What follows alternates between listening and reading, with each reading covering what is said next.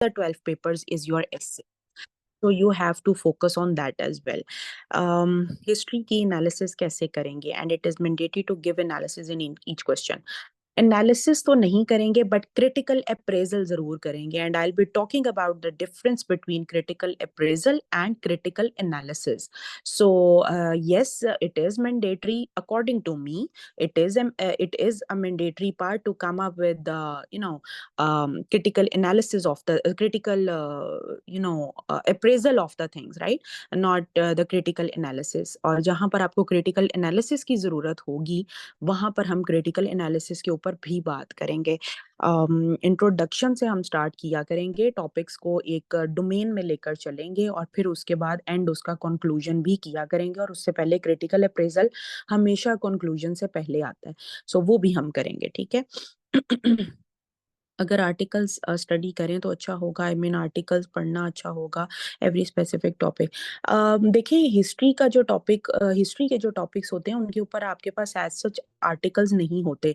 If you prepare contemporary topics तो on that particular topic kind of topics you can read articles, and it's a very good thing, it's a very good approach to read articles. Basically I always encourage such students who go an extra mile to achieve something that is different. And believe you me, this different things this type of different things will help you out a lot to stand out from rest of the crowd. 30,000 बच्चा पियर होता है, कैसे उसमें से 200 पास होता है? वो यही वाला होता है जो सेपरेट मेहनत अपनी कर रहा होता है.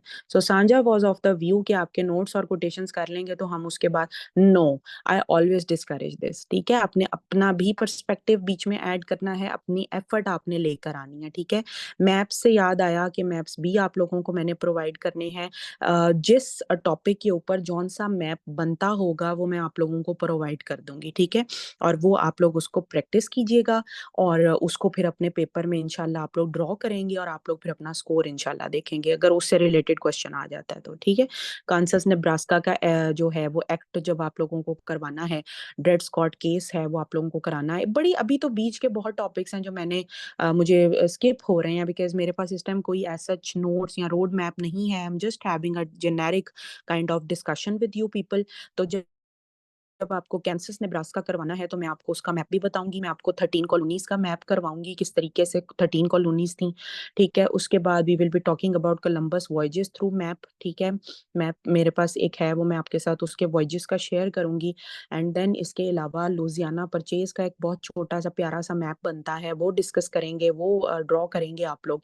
ठीक है. And last but not least I will help you out कि एक ओवरऑल आपको अमेरिका का मैप आना चाहिए. ठीक है. आपको एक ओवरऑल पता होगा कहाँ कहाँ पर बेसिक बेसिक स्टेट्स का पता हो और उसकी फॉर्मेशन कैसे होती है. पाकिस्तान का मैप किस तरह से बनता है, वो ऐसे एक लॉन्ग है. तो जो अमेरिकन मैप है वो कैसे है, वो एक पिग जो है उसकी शेप का होता है या काऊ की शेप का होता है. तो वो चीज आपको बेसिक पता होनी चाहिए. ठीक है. अच्छा जी, क्वेश्चंस अटेम्प्ट करके आपको दिखा सकते हैं या नहीं. असाइनमेंट्स आपको मैं दूंगी. ठीक है. आपके इस सेशन में 2 असाइनमेंट्स आप लोगों को मैं दूंगी.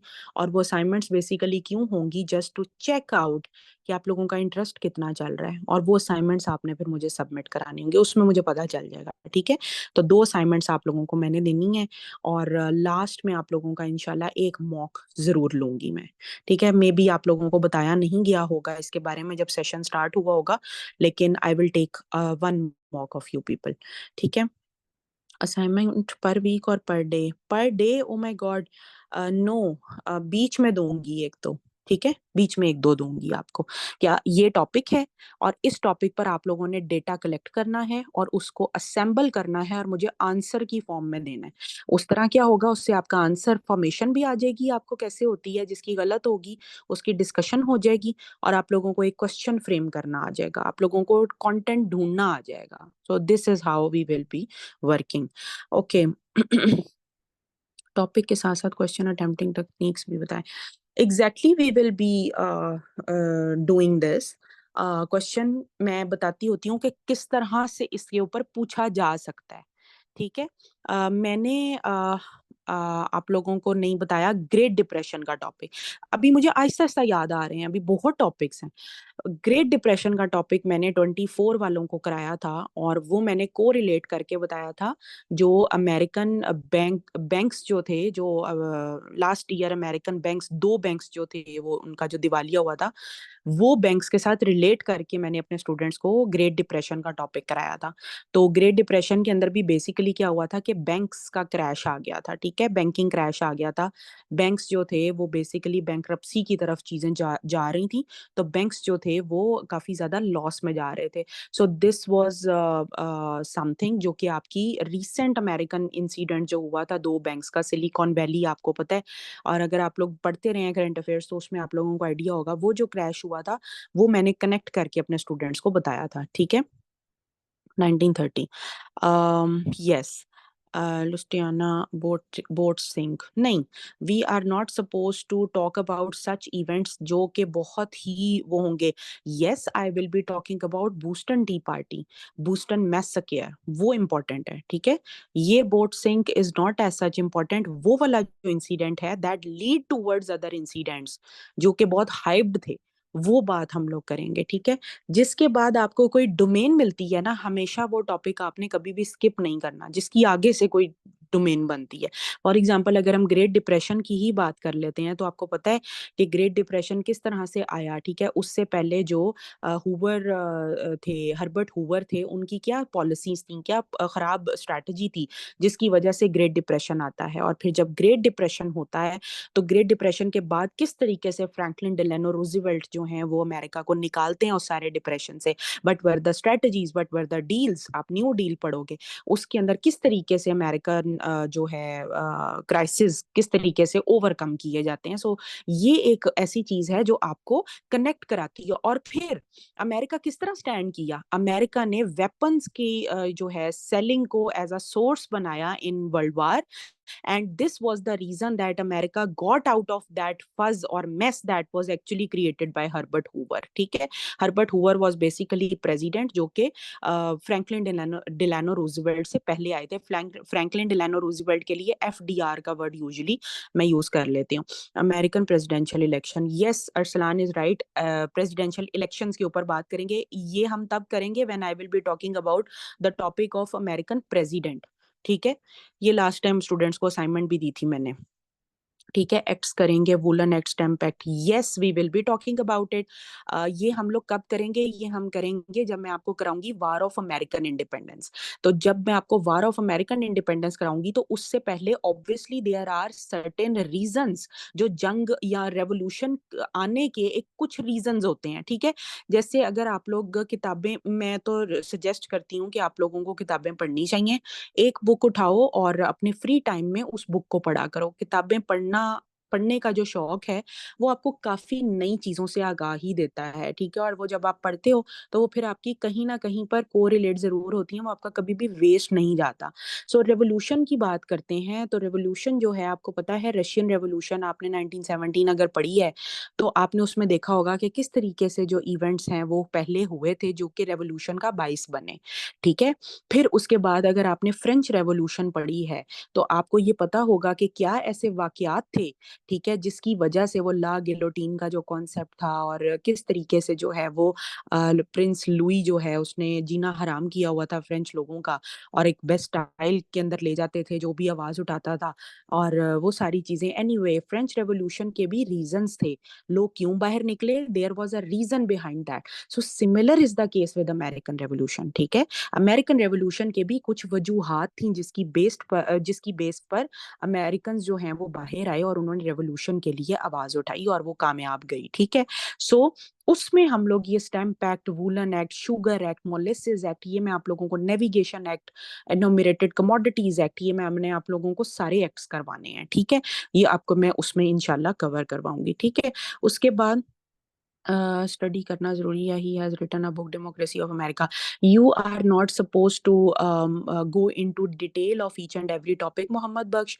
अगर मैं आपके साथ सिंपली बात करूँ ना सिर्फ और सिर्फ ये ग्रेट डिप्रेशन की, तो आपको इसके ऊपर 10 किताबें मिलेंगी लोगों की लिखी हुई। बट सीएसएस के अंदर जैसा कि मैंने अपने सेशन के स्टार्ट में आपसे स्मार्ट वर्क का एक वर्ड यूज़ किया था, वो यही था कि you just have to gather that particular level of information which is required in order to sit in this exam. Otherwise, for every single topic in CSS, there are hundreds of books available. तो अगर आप वो सब पढ़ने लग जाएंगे तो आप एंड पर अपने लिए मेस क्रिएट कर देंगे. So you need not to go into that. जहाँ से जो एक्सकर्प्ट मुझे अच्छा मिला हुआ है ड्यूरिंग माय प्रिपरेशन, मुझे जो चीज़ें मिली थी, मेरे पास each and everything is available in the form of acid. बल्कि वो सीएसएस प्लेटफॉर्म वाले जो हैं सर हैं हमारे, वो हंसते होते हैं, वो कहते हैं आप ये खजाना हमें दे दें. तो द थिंग इज कि इंशाल्लाह एवरी ईयर स्टूडेंट्स इस लेगेसी को लेकर जाते हैं. मेरे से 24 में भी जिन लोगों ने पढ़ा है, अल्हम्दुलिल्लाह अल्हम्दुलिल्लाह, उनके मैसेजेस आए जब वो पेपर करके आए कि हमें आपकी जो है ना बातें, आपकी आवाज़ आ रही थी पेपर में बाकायदा तौर पे बैठे हुए, कि मैम ने कहा था इस तरह नहीं तो इस तरह करना है, तो हमारा पेपर बहुत अच्छा हुआ है. तो अल्हम्दुलिल्लाह. और इंशाल्लाह इसको हम लोग बड़ा अच्छा लेकर चलेंगे. जहाँ पर कोई प्रॉब्लम आएगी उसको एड्रेस करेंगे, जो क्वेरीज होंगी उनको एड्रेस करेंगे. I am not in favour of this thing कि मैं लेक्चर दूं और गुस्से में आऊं और गुस्से में चले जाऊं. आपकी एक बॉन्डिंग अपने स्टूडेंट्स के साथ, आपकी एक कनेक्शन अपने स्टूडेंट्स के साथ बनना बहुत ज़रूरी होता है. If you want them to ace this exam. Basically this exam is not just an exam. This is basically something where you need a kind of a constant person in your life who keeps you motivating. So global perception of the USA, yes, इसके अंदर particularly Pakistan का level जो है ना वो वाला achieve करने की कोशिश करेंगे. ठीक है जी. इमेंसिपेशन प्रोक्लेमेशन ये आपका उसमें जाएगा, अब्राहम लिंकन वाला, वो सारा मैंने आपको कवर कराना है. ठीक है. Okay. American role in prioritising United States of America and international organisations. ये ब्रेटन वुड के उसमें, ये अगर आप लोग आईआर के भी हो ना, तो ये आईआर में भी कराऊंगी आप लोगों को. आईआर में बहुत सी चीजें वो कवर होंगी जो यूएस हिस्ट्री में भी होनी चाहिए. ठीक है. सो ओवरलैप करके कराएंगे. ठीक है. सो आई एम होपिंग के देयर आर दो स्टूडेंट्स जिनका आईआर भी है साथ में. सो उनके लिए काफी फायदा होने वाला है. ठीक है. And if any one of you is not from IR, तो आप फिर जो टॉपिक हुआ करेगा जो आपका यूएस हिस्ट्री से ओवरलैप करता हुआ करेगा, I will share the link and you people are welcome in our class, ताकि आप लोग वो चीजें भी अपने नोट्स में शामिल कर सको. ठीक है. No problem at all. ठीक है जी. आज का जो हमारा ओवरऑल 1 आवर की क्लास थी, that was all about the discussion. मैंने आपको एक सेटिस्फैक्ट्री, एक बड़ी कोशिश की है कि मैं एक आपको सेटिस्फाई कर सकूं. मैंने अपने तौर पर कोशिश की है कि मैं आपको बता सकूं कि ये सब्जेक्ट क्या है, इसकी डेप्थ क्या है, हम इसके अंदर क्या पढ़ेंगे. मे बी आप लोगों में से बहुत से लोग आज वो होंगे जिनको एबीसी भी नहीं पता, क्योंकि मुझे बहुत से लोगों का सेपरेट मैसेज आ चुका था कि हमें एबीसी भी नहीं पता इस सब्जेक्ट की. और एक आखिरी चीज़ जो मैं बताना चाह रही हूँ वो ये है कि आप लोगों ने ये टॉपिक्स जो मैंने आप लोगों को बोले हैं, ये सुन के घबरा नहीं जाना. वो कहते हैं ना, आपने घबराना नहीं है, तो वाकई आपने घबराना नहीं है. हम एक एक टॉपिक को डिस्कस करेंगे. ठीक है. हम एक एक पॉइंट को डिस्कस करेंगे. तो ये अभी जस्ट आप लोगों को कंटेंट्स मैंने बताए हैं कि हमने क्या बात करनी है इस सेशन में, हम क्या करने जा रहे हैं. ठीक है. So next tomorrow we will be talking about physical features of America, and I will just start the process of exploration as well. तो ये दो चीजें जो है वो हम लोग कल के टॉपिक में डिस्कस करेंगे. 4 days इन अ वीक आप लोगों की क्लास हुआ करेगी. Monday, Tuesday, Wednesday and Thursday. Tuesday और थर्सडे को मेरी जो है इंग्लिश की और पाकिस्तान अफेयर्स की भी क्लास होती है. सो वो आप लोगों के साथ मैं मैनेज कर लूँगी टाइमिंग्स को. बाकी आप लोगों की 4 days इन अ वीक जो है वो क्लास हुआ करेगी, इंटरनेशनल रिलेशंस की भी और यूएस हिस्ट्री की भी. So if you people still have any question, any confusion regarding this paper, you can just ask me. We just have 3 minutes and then we will be heading towards our international relations class. Books और topics के name pen down कीजिएगा WhatsApp group में. I will share share the books with you. However, if I talk about topics, so I cannot promise, but I will try to sum them up in some form of document, so that you people may get an idea कि कल हमने क्या पढ़ना है और आज हमने क्या पढ़ना है और कितना हमने पढ़ लिया है और कितना रह गया है. It's a very good idea. Basically पहले मेरे पास ये अवेलेबल था, मेरा डॉक्यूमेंट डिलीट हो गया था. सो आई विल शेयर दिस. अगर अवेलेबल हुआ तो वो शेयर कर दूंगी, अदरवाइज आई विल मेक.